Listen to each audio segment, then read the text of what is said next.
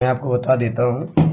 एक बार जितने बच्चे बेटा शेयर कर दीजिएगा वीडियो को, और प्लीज़ आप लोग चैनल को सब्सक्राइब जरूर से जरूर कर लेंगे।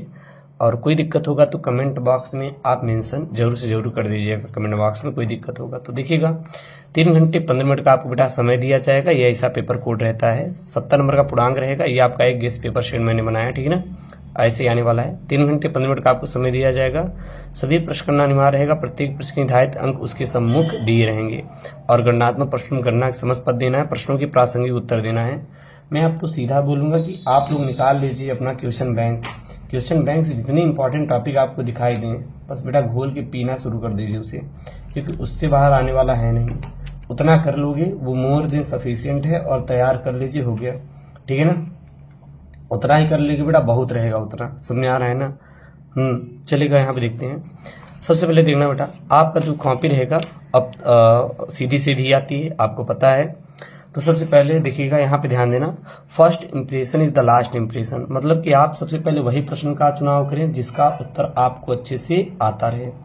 अब ऐसा नहीं है कि आप उसी करना शुरू कर दीजिए जिसका आपको उत्तर ही नहीं मालूम है, तो क्या मतलब, ऐसा नहीं करने हैं। आपको देखना है कि हमें किस प्रश्न का उत्तर अच्छे से आ रहा है। जिस प्रश्न का उत्तर अच्छे से आ रहा है बस उसी को लीजिए, छापना शुरू कर दीजिएगा। समझ आ रहा है ना? वो चाहे प्रश्न संख्या पहला हो सकता है, या फिर बेटा आपका दूसरा हो सकता है, कोई भी हो सकता है। जो भी आपको बेटा मतलब कि हो, सबसे पहले आप क्या करेंगे, उसको आप लोग बेटा हेडिंग डाल लेंगे, ठीक है ना। ये बात विशेष तौर पे ध्यान देना, और फिर करना शुरू करें। चलिए हम बताएं कैसे आपको करना है, बताएं सर, बता दीजिए। चलिए देखते हैं यहाँ पे। अच्छा, एक चीज और यहाँ पे, जैसे कि मान लीजिए अगर इसमें से आपको ये वाला सबसे पहले आ रहा है तो ये वाला लिखिएगा। जैसे यहाँ पे संक्रमण धातु, क्योंकि परिभाषाएं आएंगी, उपसमय संख्या, उपसमय युग्मों के चुंबकीय गुण, ठीक है ना। तो ये अगर आ रहा है तो आप उसको सबसे पहले करना, या फिर इसी में एक और मिलेगा जहां पे आप देखोगे, जैसे आपकी ग्लूकोज की संरचना, तो भले ग्लूकोज की संरचना नहीं याद है आपको, ग्लूकोज के बारे में है, शांति से छाप देना। ग्लूकोज के बारे में याद है ना, तो उसी को छाप देना, लेकिन छापना जरूर, छोड़ना मत। छोड़ोगे बेटा नंबर कटेगा, तो नंबर कटेगा तो उससे अच्छा है आप छाप क्या हो ना यार। आप छोड़ोगे क्यों? जब आपका नंबर कटना ही है तो आप छाप क्या हो, कम से कम नंबर तो मिलेगा, जितना भी हो सके उतना नंबर देगा ही वो, तो उसको लेके क्यों परेशान होना है कि नहीं। तो आप लोग बेटा बना बना के छाप के आना। उसके बाद देखिए भर भर के नंबर ना मिले तो आप बताइएगा कि सर आप झूठ बोल रहे हैं, है कि नहीं। तो आपको बेटा वो चीज बना बना के छाप के भर के आना है। उसके बाद देखिए बेटा भर भर के नंबर ना मिले तो आप लोग कहना क्या। ओके, चलिए हम आपको करना थोड़ा बता देते हैं। सबसे पहले बेटा क्या करना, आप यहाँ पे प्रश्नोत्तर संख्या डाल लेना, थोड़ा सा साफ सुथरी राइटिंग में डालना। इससे क्या रहेगा कि राइटिंग के भी आपको बेटा कभी कभी नंबर मिल जाते हैं, तो कम से कम राइटिंग के नंबर आप ले लीजिएगा। जो मिल जाएगा वही लगा लीजिए। ना पाने से बेहतर है जो मिल जाए हम उसी को ले लें। सीधी सी बात है, सिंपल सी बात है। समझ आ रहा है मैं क्या कहना चाहता हूँ ना। तो प्रश्नोत्तर संख्या पहले का, फिर उसके बाद यहाँ पे जो भी आपके ऑब्जेक्टिव प्रश्न रहेंगे उसको लिख देंगे, उसका जो उत्तर रहेगा यहाँ पे बेटा छाप देना है। उसके बाद प्रश्नोत्तर संख्या पहले का फिर यहाँ पे छाप देना। उसके बाद आगे देखेंगे, यहाँ पे देखिए, यहाँ पे क्या है, प्रश्नोत्तर संख्या पहले का, इसको लिख देना। ऑब्जेक्टिव जितने भी रहेंगे ऐसे कर देना है, ठीक है ना। अब यहाँ पे कुछ बच्चे कमेंट करेंगे, गुरुजी हम यहाँ पे ऑब्जेक्टिव को आपने ऐसे क्यों लिखा, मैं तो डायरेक्ट उत्तर दूंगा। तो आप दे सकते हैं, मैं आपको कहाँ मना कर रहा हूँ। अगर आपको डायरेक्ट उत्तर देना है तो आप दे दीजिएगा, लेकिन एक बात बेटा याद रखना, एक बात मेरी याद रखना, 6 ऑब्जेक्टिव आना है। कितना आना है बेटा? 6 ऑब्जेक्टिव आना है। तो 6 अगर ऑब्जेक्टिव आना है तो कॉपी तो भरना चाहिए। अगर मान लीजिए वैसे भी आपको प्रश्न नहीं आ रहे हैं, कॉपी भरना है, तो कम से कम आपको बेटा कॉपी भी तो भरना आना चाहिए कि नहीं आना चाहिए, अभी बताइए।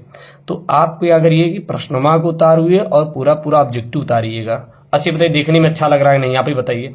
प्रश्नोत्तर संख्या डाला है, फिर यहाँ पे पूरा ऑब्जेक्टिव छापा है, दिखने में अच्छा लग रहा है ना। आपको अच्छा लग रहा है मतलब एग्जामिनर को भी अच्छा लगेगा, ऐसा नहीं कि उसको अच्छा नहीं लगेगा। अगर आपकी राइटिंग बेहतर है तो बेहतर प्रदर्शन करिए, क्योंकि इतना ये लेंदी पेपर नहीं होता, केमिस्ट्री का लेंदी पेपर नहीं होता। मैं फिर कह रहा हूँ बहुत बड़ा पेपर नहीं होता, क्योंकि इसमें छोटी छोटी क्रियाएं होती, रिएक्शन होते जो कि आते रहते हैं। जैसे ये चार्टुली काम। अच्छी बताओ, राउल्ट का नियम नहीं याद है? आप याद क्यों कि राउल्ट का नियम क्या होता है, कोलराउस का नियम क्या होता है आपको याद होगा, वास्तविक विलयन कोलाइडी विलयन क्या होता है आपको याद होगा। तो ये तो ऐसे ही हो जाएंगे। इसको करने में कितना समय लगेगा? मान लीजिए 5-5 मिनट एक पे देंगे तो टोटल कितना मिनट? 15 मिनट देंगे, हो जाएगा 15 मिनट में। तब भी देखेंगे तो आपके पास केमिस्ट्री आप कहीं ना कहीं पहले ही करके बैठोगे, तो उससे अच्छा है बेटा आप क्या करना, भर भर के छापना। जैसे मान लीजिए यहाँ पे है, आपने इसको उतार दीजिए। उसके बाद देखिएगा यहाँ पे, जैसे कि यहाँ पे जब शुरू होंगे, जैसे यहाँ पे है बेटा राउल्ट का नियम क्या होता है, यहाँ पे यही लिखा हुआ है ना बेटा, यहाँ पे देखिए राउल्ट का नियम क्या होता है।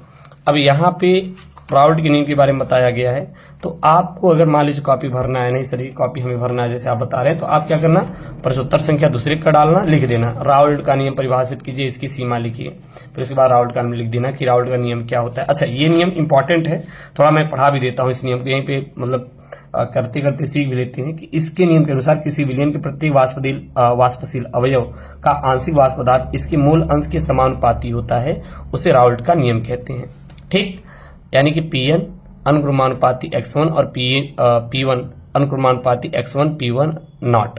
राउल्ट के नियम की बेटा सीमाएं क्या क्या हैं, तो राउल्ट का नियम तन विलयनों पर लागू होता है, सांद्र विलयनों पर और सांद्र विलयन पर यह विचलन प्रदर्शित करता है। उसके बाद यह नियम केवल अवाष्पशील पदार्थों के विलयनों पर लागू होता है, वैद्युत अपघट्यों के विलयनों पर राउल्ट का नियम लागू नहीं होता, और जो पदार्थ विलयनों में संगुणित हो जाते हैं उन पदार्थों के लिए विलयन भी राउल्ट के नियम का पालन नहीं करते हैं। तो इस प्रकार से बेटा आपको बना बना के छाप के आना है। तो आप कोलराउस का नियम भी आप देख लीजिएगा, इंपॉर्टेंट पेपर में आएगा। कोलराउस का नियम क्या होता है, कोलराउस नियम के अनुसार किसी विद्युत अपघट्य की अनंत अनुता पर मोलर चालकता लेमडा m इसके धनायनों तथा ऋणायनों की अनंत अनुता पर मोलर चालकताओं लेमडा m अनंत तथा लेमडा अनंत माइनस का कुल योग होता है। यानी कि लेमडा m अनंत बराबर v प्लस लेमडा प्लस अनंत plus v minus lambda minus अनंत होता है। ठीक, एक और यहाँ पे प्रश्न है, इसको भी थोड़ा देख लीजिएगा, ये वाला कोलराउस नियम के बेटा अनुप्रयोग। अच्छा हेनरी का नियम भी आप पढ़ लीजिएगा, वो भी इंपॉर्टेंट है। हेनरी का नियम, तो किसी भी विद्युत अवघट के आयनों के लेमडा नॉट मानों से लेमडा नॉट m का परिकलन कर सकते हैं, और हमें दी गई सांद्रता C और lambda m plus lambda m not के मान ज्ञात हो तो किसी दुर्बल अपघट्यों के लिए इसका वियोजन स्थिरांक भी ज्ञात कर सकते हैं। ठीक है ना, तो इस प्रकार से ऐसे करना, कुछ है नहीं। अगर जो न्यूमेरिकलवा होता है, न्यूमेरिकलवा तो आप बेटा बना बना कर लेना, इस टाइप का न्यूमेरिकलवा जो रहेगा आप थोड़ा बना बना के भर भर के छापना, क्योंकि ये टाइप के न्यूमेरिकल आपके पेपर में भर भर के आते हैं। इस टाइप के न्यूमेरिकल जैसे आपके यहाँ पे मैं दिखा रहा हूँ, इस टाइप के बेटा न्यूमेरिकल आपके पेपरवा में भर भर के आते हैं, इसको आप कर लीजिएगा। ये रिएक्शन वाला मैं आपको बता दूं, थोड़ा रिएक्शन में जैसे मान लीजिए तैयार कर लीजिएगा 20 अगर आ गया तो ठीक है, नहीं तो जो आपको रिएक्शन याद रहेगा बस लिख देना। एक कोशिश करना बेटा, कोई भी सवाल का जवाब मत छोड़िएगा। जब आप सवालों को छोड़ते हैं तो बेटा आपका नंबर कटता है, तो आपको छोड़ना नहीं है, बना बना के करना, लेकिन करना जरूर, छोड़ेंगे बेटा नंबर कटेगा। ठीक है ना, तो ऐसे से बना बना कर लेना, बाकी काम हो जाएगा। आई नो कि आपको वीडियो पसंद आएगा, तो प्लीज वीडियो को लाइक, चैनल को सब्सक्राइब कर दीजिए। मिलते हैं नेक्स्ट वीडियो में दोस्तों।